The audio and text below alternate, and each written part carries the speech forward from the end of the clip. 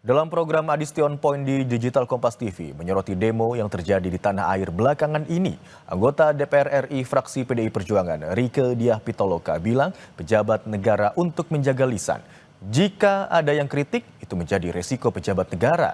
Sementara itu, diaspora Indonesia Salsa Erwina mengatakan DPR harus pecat segala perwakilan yang menjadi pengkhianat rakyat.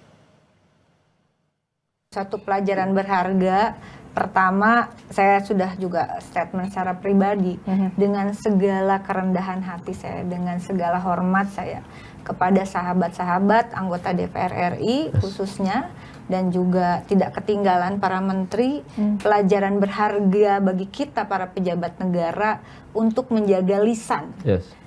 Ada yang kritik, ya itu resiko dari jabatan kita sebagai wakil rakyat, saya kira. Kita harus lebih bijak, harus lebih pola komunikasi diperbaiki gitu, mana yang harus direspon.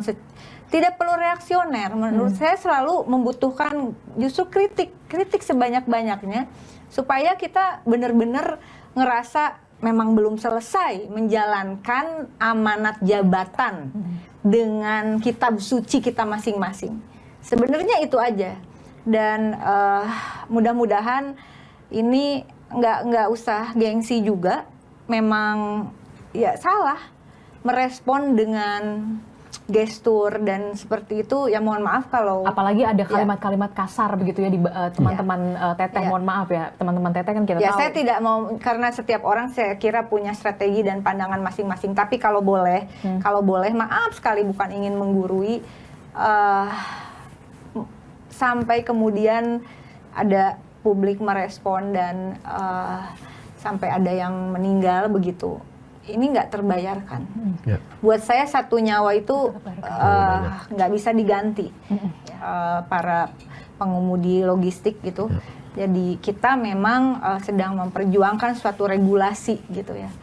Dan Presiden Prabowo tadi sudah berstatement akan mengusut termasuk mengevaluasi jajaran kepolisian. Terima kasih. Dan ada yang disampaikan Presiden Prabowo akan memberikan semacam perlindungan kepada Afan dan keluarganya dan kawan-kawannya, dan saya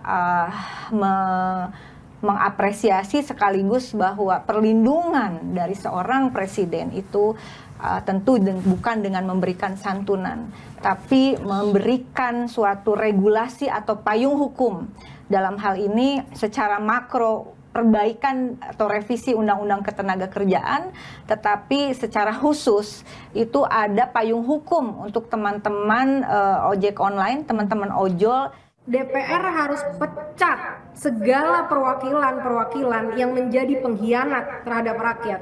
Udah jelas itu ada yang ngomong kalau misalkan, kalau mau mensahkan RUU perampasan aset, maka yang ditelepon harus ketua partai, karena lobby itu tidak terjadi di Senayan. Nah, hal yang begini-begini nih, yang joget-joget, yang manas-manasin masyarakat, pecat, ganti sama yang bagus-bagus, Rieke, tolong, karena bukan saya yang bisa mecat ya. Tapi bisa disalurkan. Tapi menarik. Ini poin Salsa menarik ya. Fenomena pecatan pejabat negara, baik yang di eksekutif ataupun di legislatif, itu pemantiknya selalu reaksi publik. Harus baik dari netizen ataupun mahasiswa ataupun buruh, kelompok driver platform online. Nah, kalau nggak ada itu, nggak akan bergeser. Ya, dan selain kritik, menurutku yang paling penting, paling utama adalah empati dan hati nurani. Karena itu yang paling penting, yang harus bisa merasakan penderitaan masyarakat gitu ya. Dan aku nggak akan nambah banyak, mungkin Terika silakan nanti dikirim ya tentang perpres data ini dan perpres ojol.